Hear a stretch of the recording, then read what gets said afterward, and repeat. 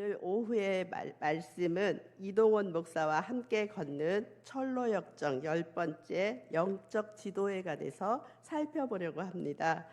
먼저 영적 아비와 영적 어미의 균형이 있어야 하고, 이 두 가지 형태로서 우리가 이제 아버지의 양육 방법과 어머니의 양육 방법으로 지도하여서 이렇게 항상 의의 길, 옳은 길 이렇게 나아가는 그런 영적 지도자가 다 되시길 바라겠습니다. 먼저 영적 아비와 영적 어미의 균형에 대해서 오늘날 우리가 살아가고 있는 시대는 한 부모의 가정이 많다. 이러한 한 부모의 가정이 직면하는 문제가 사회 문제가 될 수 있다라는 것입니다. 그래서 자녀 양육의 가제이고 또한 홀부모의 가정의 자녀 양육의 문제에 대해서 주목해 보아야 할 것입니다. 건강한 자녀 양육은 아버지와 어머니의 영향을 균등하게 경험하는 데서 이루어지기에 한 부모의 가정은 아무래도 이렇게 두 부모가 있는 가정보다는 쉽지 않다라는 것입니다. 이것은 우리의 영적 생활에서도 동일하게 적용됨을 볼 수 있다고 이 저자는 말하고 있습니다. 그런데 이러한 원리가 영적 생활에서도 동일하게 적용된다라는 것입니다. 우리의 건강한 영적 성장 역시 영적 아버지의 영향과 영적 어머니의 영향으로 이루어져 있기 때문입니다. 그래서 영적 지도자인 어머니와 아버지의 균형 있는 그런 지도가 반드시 필요하다라고 이 책에 기록되고 있습니다. 우리 주변에는 항상 내게 신앙의 영향을 끼치는 분이 있습니다. 그 중에 영적 아버지의 역할을 하시는 분도 있고 영적 어머니의 역할을 하는 분도 있습니다. 내가 누군가를 향해서 신앙의 영향을 준다면 나는 영적 아버지, 영적 어머니가 되는 것이고, 내가 누군가를 향해서 유일하게 영향을 끼치는 사람이라면 나는 영적 아비와 어미의 영향을 줄 수 있어야겠지요. 그러면 나의 신앙생활을 이렇게 뒤돌아보면 저도 영적 어머니와 영적 아버지가 저 집안에서는 없었지만 교회 안에서는 참 많았었던 것 같습니다. 제가 신앙생활 처음 했을 때 저는 늘 그 권사님들이 주변에 많았어요. 이렇게 그 양육하는, 신앙은 이렇게 하면서 권사님들이 그 신앙의 방법에 대해서 안내를 많이 해주셨더라고요. 근데 제가 이제 아무것도 모르는 초보였기 때문에 그 권사님들이 말씀하시는 그 말씀들이 너무 옳은 것 같았어요. 그리고 제가 나이가 어렸을 때는 상당히 이렇게 어른들이 말씀을 하시면 그 말씀을 잘 따랐던 것 같습니다. 그래서 신앙생활 할 때 그 당시 이제 여자 전도사님도 있었고 우리 권사님들도 제 주변에 많고 이러다 보니까 그분들이 오히려 제 부모보다 영적으로 안내를 상당히 많이 잘 해주셨던 것 같아요. 그래서 아마 그 안내를 따라서 지금 하나님의 그 문지기 청지기 역할을 잘 감당하고 있지 않나 이렇게 보고 있습니다. 그래서 우리도 우리 교회 안에서도 우리 권사님들 부지런히 영적으로 좀 지도해 주셨으면 좋겠습니다. 그냥 내 주변에 잘 모르고 있는데도 막연하게 그냥 묵언만 할 게 아니라 부지런히 하나님 말씀을 내가 아는 범위 안에서 부지런히 가르치려면 어찌게 되게 양육하려면 어찌게 되겠습니까? 내가 주야로 말씀을 읽어야 되겠죠. 그 말씀을 읽고 우리 권사님들이 영적 어머니가 돼서 부지런히 우리 성도님들을 아름답게 양육하시는 우리 여기 권사님들, 어미 같은 권사님들, 아비 같은 장로님들, 안수집사님들이 다 되어주셨으면 합니다. 사도 바울은 제2차 전도 여행 중 데살로니가 교회를 향해 교인들의 영적 성장을 독려하기 위해서 영적 지도, 영성 지도의 성격을 띄운 양육 편지를 쓰게 되죠. 바로 이 편지가 데살로니가 전후서입니다. 이것을 우리 신앙의 선배들은 바로 이 편지가 영적 지도라고 불렀습니다. 존 버년이 살고 있는 시대만 해도 영적 지도는 중요하다라고 말하고 있습니다. 존 버년과 함께하는 청교도 지도자인 리차드 백스터의 그 참된 목자 책이라는 게 있습니다. 그 책을 살펴보면 철저한 자아 성찰, 그리고 개별적 영혼 돌봄, 그리고 헌신과 희생을 통하여 영혼 구원을 살리는데 전력을 다해야 하고 끊임없이 영적으로 깨어 있어야 한다고 참된 목자의 책에서 말씀하고 있습니다. 특별히 영적으로 아주 미약한 사람이 있죠. 미성숙하고 미약한 사람들을 향해서 영적 지도를 게을리하지 않고 그 참된 목자는 중요한 그들을 관리하고 그들을 부지런히 섬겨야 한다라는 것입니다. 그래서 오늘 본문 말씀에 데살로니가전서 2장 7절 8절 말씀에 보면 유순한 자가 되어서 유모가 자기 자녀를 기른과 같이 사도의 권위를 주장할 수 있음에도 불구하고 관계의 우선순위를 사랑으로 두고 유순함을 선택한 유모의 비유는 바로 섬김의 자세이고 목숨까지도 주고 싶다는 사랑의 실천을 말해주고 있습니다. 데살로니가전서 2장 11절 12절 말씀을 보면 여기에서 이제 아비 같은 그런 영적 지도죠. 아비가 자녀에게 권면하고 경고하듯이 부모의 사랑이 단순한 감정이 아니라 올바른 길로 인도하는 책임을 설명하며 하나님께 합당하게 행하는 삶이란 내 맘대로 사는 것이 아니라 나를 부르신 아버지의 이름에 부끄럽지 않게 살아가는 것을 말씀하고 있습니다. 본문 말씀의 영적 지도의 성격은 크게 두 가지로 나누어 보려고 합니다. 그것은 바로 격려와 경고입니다. 바로 앞에서 본문 말씀의 2장 7절에서 8절 말씀은 어미의 마음, 여기서 유모라고 표현했죠. 그 유모의 섬김, 돌봄을 통해서 바로 격려하는 마음, 그리고 두 번째 2장 11절에서 12절 말씀은 아비의 그 권면과 위로와 경계의 사랑, 이런 거는 바로 경고라고 말씀드리고 있습니다. 격려가 영적 어미의 기능이라면 경고는 영적 아비의 기능이라고 말할 수 있습니다. 만일 어린 영혼에게 격려가 없이 경고만 주어진다면 그는 건강하고 자긍심을 가진 영혼으로 자랄 수 없게 된다라는 것입니다. 반대로 어린 영혼에게 격려만 있고 적절한 경고가 주어지지 않는다면 그는 매우 방종한 그런 영혼으로 삐뚤어지게 자랄 수 있다라는 것입니다. 그러기에 이 두 가지 형태의 영적 지도자가 균형 있게 요구되는 것입니다. 바로 영적 지도자의 두 가지 형태는 영적 어미의 사랑을 통한 소망의 공급입니다.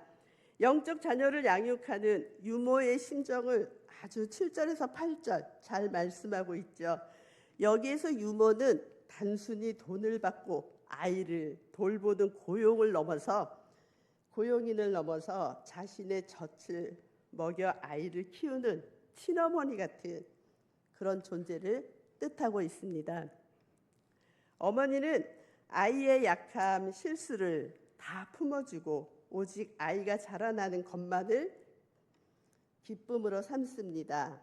바로 영적 지도, 우리들에게 연약한 지체들을 향한 어머니의 마음이 필요하다라는 것입니다. 지적하고 정죄하기보다는 그들의 성장을 위해 묵묵히 품어주고 사랑으로 영양분을 공급하는 그런 돌봄이 어머니 같은 그런 양육에서 필요하다는 것이죠. 복음을 넘어 생명까지 주는 사랑, 8절에 보면 이게 어머니 사랑이죠. 다 바울은 데살로니가 성도들에게 그 복음만 전하는 것이 아니라 자신의 목숨, 바로 삶까지도 기쁘게 내어 주어야 한다고 고백하고 있습니다. 이렇게 여기 어머니의 그 영적 지도는 자녀의 양육은 지식의 전달이 아니라 바로 삶의 전달인 것입니다. 복음이 힘을 얻는 순간은 그 복음을 전하는 사람이 자녀들을 위해 자신의 시간과 물질 그리고 삶을 아낌없이 쏟아 부을 때였습니다.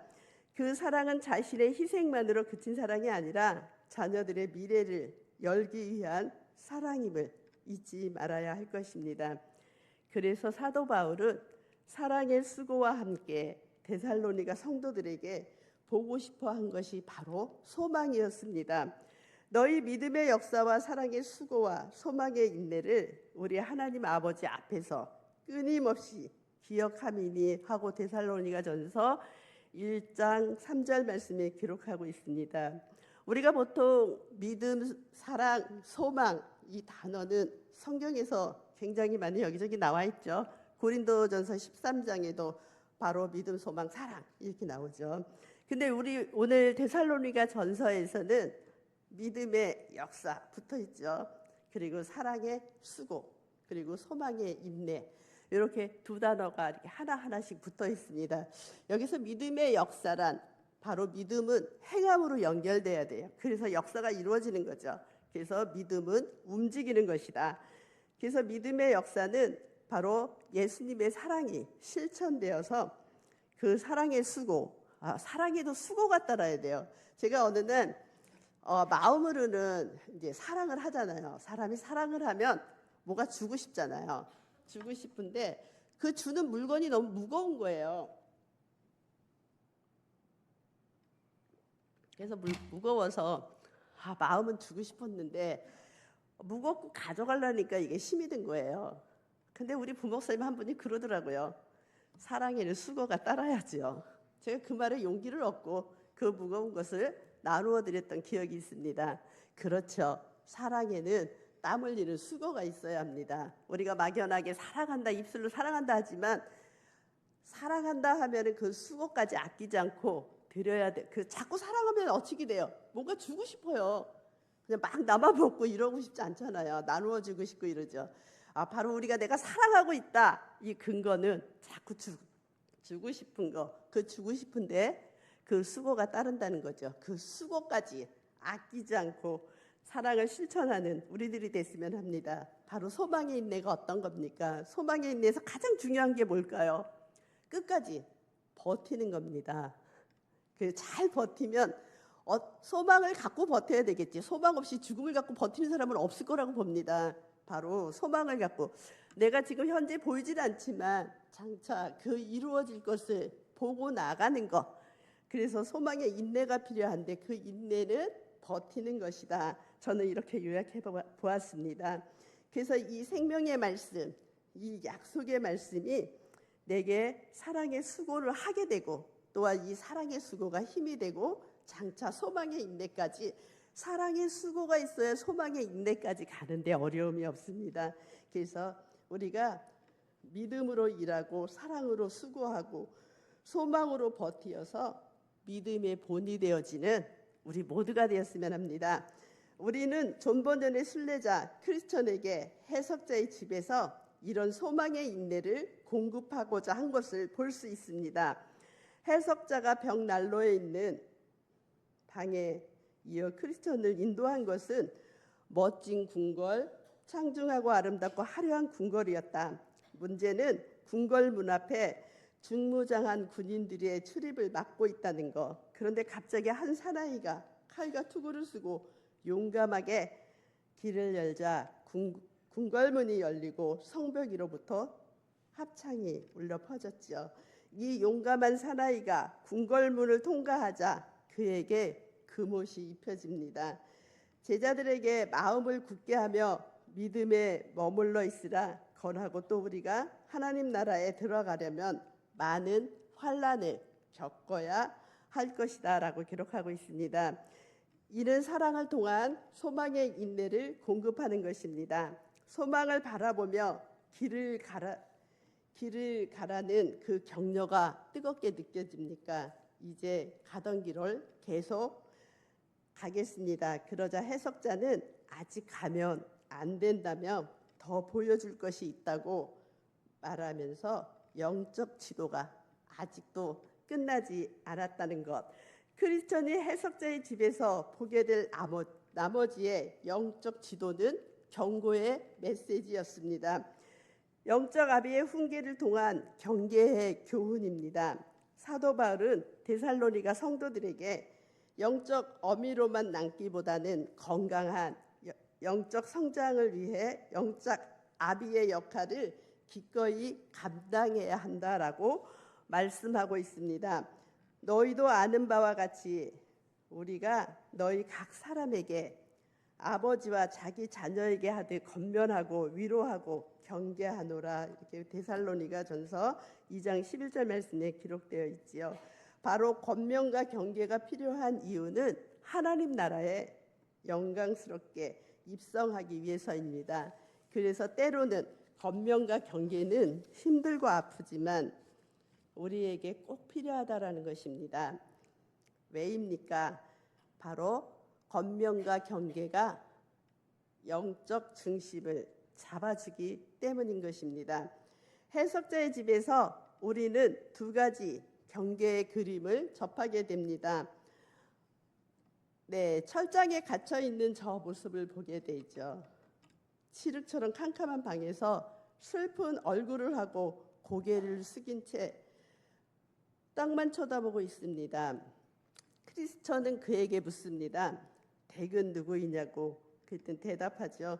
지금은 나의 본래의 모습이 아니라 본래 나는 예루살렘에 들어가 부족함이 없는 모습으로 살아왔다. 그러나 어느 날부터 마귀의 유혹에 넘어가서 욕심을 따라 살다 보니 절망의 철창에 갇히고 말았다. 이어서 그는 절규합니다. 나는 이 두 손으로 예수님을 십자가에 못 박았습니다. 그분의 인격을 모독했습니다. 그분의 의로움을 짓밟았고 은혜의 성령을 욕되게 했습니다. 해석자는 크리스천에게 이분의 비참한 처지를 잊지 마세요라고 말합니다. 아마 저는 이 그림 속에 저 사람은 성령 해방죄이지 않았을까 싶어요. 우리 아마 이동원 목사님 책에 나오면 이 철장에 갇힌 이 사람은 회개도 회복도 안 받아준다라고 기록돼 있어요. 우리가 이렇게 성령을 해방하는 거 바로 성경 말씀에 마태복음, 마가복음, 누가복음에 기록돼 있죠. 한날은 예수님께서 그 귀신 들린 자, 병든 자를 고치는 그 사건 속에서 바로 이것을 고치니까 한 바리새인들이 뭐라고 하냐면 예수님이 이 선한 일을 하시는데 바리새인들이 바알세불의 힘을 얻어서 귀신의 영을 받아서 그 예수님이 고쳤다라는 비방을 하게 돼요. 이렇게 비방을 하자 예수님이 바로 이런 자들의 이 모습이 성령의 해방죄라고 저는 봅니다. 그래서 교회 안에도 선한 일을 해야 되는데 자꾸 막는 역할을 하시면 안 된다라는 요 경고의 메시지가 아닐까 싶습니다. 두 번째로 보면 이제 강경은 현실에서 비틀비틀 떨고 있는 남자의 모습. 이분은 바로 하나님을 떠난 자의 그림이 아닐까 싶습니다. 바로 해석자가 이 남자에게 왜 이렇게 떨고 있느냐고 묻습니다. 근데 이 남자는 꿈을 꾸었죠. 칠흑처럼 어둡고 불바다로 번진 하늘 구름 위에 앉으신 분이 나팔 소리와 함께 죽은 자들이여 심판의 자리로 나오라. 알곡과 가라지의 구별, 천국과 지옥이 갈라지는데 나는 갑자기 내가 지은 죄들이 떠올라 내 양심의 고발로 지금까지 번민하고 있다. 나는 솔직히 심판대 앞에 설 준비가 되어 있지 못합니다. 나는 진노하시는 심판장의 얼굴을 바라볼 수가 없다라는 것입니다. 이어서 해석자는 크리스천에게 묻습니다. 당신의 이런 일들을 생각해 본 일이 있느냐고. 크리스천은 소망도 생기지만 두렵습니다. 해석자는 소망과 두려움은 함께 간직해야 할 선물이라고 말하고 있습니다. 말씀을 듣는 우리에게도 하나님 나라의 소망으로 힘을 얻길 바랍니다. 동시에 심판의 날에 부끄러움이 없도록 늘 두려워하며 그 길을 따라갑시다. 해석자가 크리스천에게 당부한 것처럼 지금 우리에게 필요한 것은 영적 아비의 훈계라는 것입니다. 지혜로운 아들은 아비의 훈계를 들으나 거만한 자는 꾸지람을 즐겨 듣지 아니하니라. 잠언 13장 1절에 기록하고 있습니다. 이 시대의 영적 지도가 회복된다면 성도들은 영적 부흥을 경험하게 될 것이라고 봅니다. 경건한 두려움이야말로 성화를 촉진시키기 위한 하나님의 선물임을 기억하십시오. 지금 이 시대는 경건한 두려움을 상실한 시대입니다. 그래서 우리는 회개도 회복도 없는 영적 철장에 갇혀 있지 않는지요. 참된 영적 자유를 위해서라도 우리는 거룩함을 회복해야 할 것입니다. 이 시대의 크리스천으로 필요한 것은 행복이 아니라 거룩인 것입니다. 거룩을 갈망하기 위해 필요한 것이 경건한 두려움입니다. 구원의 확신이 필요한 것이지만 성도들에게는 삶의 결산으로서 심판이 기다리고 있다는 사실을 기억해야 할 것입니다. 사도 바울이 세속화의 덫에서 헤어나지 못하는 고린도 교회 성도들에게 주었던 말씀을 잊지 않았으면 합니다.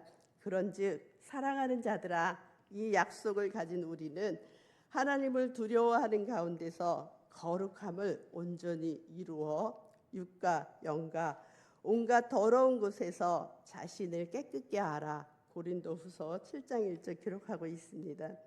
이 아비의 교훈을 기억하면서 경계의 말씀을 붙잡고 영광의 날을 반드시 맞이해야 한다는 것입니다. 바로 그때 우리는 순례의 길은 바로 승리의 길이 될 것입니다. 그러면 우리가 어떻게 살아가야 하겠습니까? 먼저 영적 부모의 마음을 가져야 할 것입니다. 누군가를 비판하고 정죄하기보다는 어미의 마음 돌봄과 섬김과 사랑의 실천함과 아비의 마음으로 위로하고 권면하고 경계하여서 가정과 교회와 일터에서 거룩함으로 사랑의 통로로 쓰임받는 우리 모두가 되었으면 합니다. 제발 세상의 가치관에 흔들리지 마십시오. 우리의 소속은 바로 하나님의 나라인 것입니다. 그럼 우리가 그리스도인으로서 복음 전도자로서 전도하고 잘 양육하기 위해서는 우리의 자신이 먼저 분명한 신앙인으로서 무장되어야 할 것입니다. 하나님을 향한 경건의 모습을 보여줘야 할 것입니다. 그래야 복음 전도에 능력이 있고 양육이 잘 이루어지리라 봅니다. 우리가 우리의 삶을 어떻게 살아가야 하겠습니까? 바로 거룩은 말씀과 기도에서 나오게 돼 있습니다. 주야로 말씀과 기도를 통하여서 우리가 거룩함을 입어야 되겠습니다. 그 거룩한 가운데 아비의 같은 그런 경고의 메시지와 또한 어미의 같은 그런 돌봄과 섬김의 자세로 늘 내 이웃을 내 몸처럼 사랑하고 실천하여서 우리 모두가 영적 지도자가 되고 또한 그 영적 지도자가 된 양육함으로 말미암아 그 양육 받은 사가 또한 영적 지도자가 되어서 계속 흘러보내는 그런 우리 교회 되기를 간절히 소망합니다. 그래서 우리 교회 모두가 목회자로부터 경고의 메시지나 격려의 말씀을 들었을 때 저는 이 말씀을 들을 때 노노가 아니라 예스와 아멘으로 순종하는 우리 모두 되었으면 합니다. 바로 이것이 왜 그렇습니까? 하나님 나라 영광에 이르게 되고 하나님께 합당한 삶을 그렇게 살아내기 때문인 것입니다. 바로 우리가 하나님 나라 영광을 위해서 또한 천국의 삶을 위해서 우리에게 맡겨진 이런 모든 경고와 격려의 그런 양육의 그 모든 것들을 민감하게 순종하면서 승리하는 우리 모두가 되어지기를 간절히 소망합니다. 기도하겠습니다. 좋으신 하나님 아버지 감사합니다. 오늘 엄중한 말씀의 메시지를 보았습니다. 하나님, 철장에서 떨고 있는 그 그림을 보고 또한 부들부들 방 안에 갇혀 있는 그림을 보았습니다. 이 경고의 메시지를 기억하며 우리가 하나님 나라를 위해 하나님의 영광을 위해서 말씀과 기도로 늘 거룩하여져서 우리 모두가 하나님 나라를 이루어 가는데 큰 기쁨으로 쓰임 받는 우리 모두 되기 원하며 감사하며 예수님의 이름으로 기도합니다.